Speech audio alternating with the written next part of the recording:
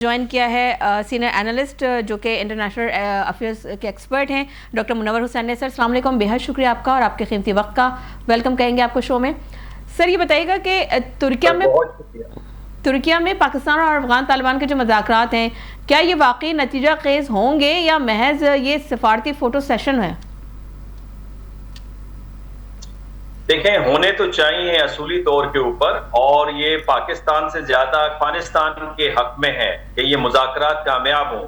Because Afghanistan एक landlocked country है और पाकिस्तान वाहिद रास्ता है, वे आउट है, जहां से वो ट्रेड करते हैं, जिसे हम ट्रेड कॉरिडोर कहते हैं। और तकरीबन $10 बिलियन का ये ट्रेड करते हैं पाकिस्तान के थ्रू।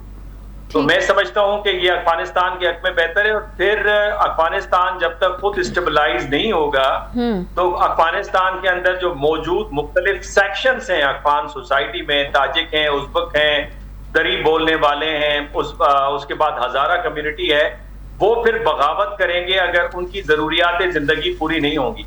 तो मैं समझता हूं कि अफगानिस्तान के हक में इसी वजह से जो उनकी टीम है वो 7 रुकनी टीम है, जबकि पाकिस्तान की 2 रुकनी टीम है। तो इससे आप अंदाजा कर सकते हैं कि अफगानिस्तान को हमसे ज्यादा जरूरत है, जिसके अंदर उनके वजीर दाखिला भी हैं, जो वजीर दाखिला के भाई हैं अनस हक्कानी, नूर अहमद नूर हैं, वजारत दिफा से नूर रहमान नुसरत हैं, उसके अलावा वजारत खारजा से उनके लोग हैं, इवन कतर के अंदर जो उनके सफीर हैं वो भी इसके अंदर मौजूद है।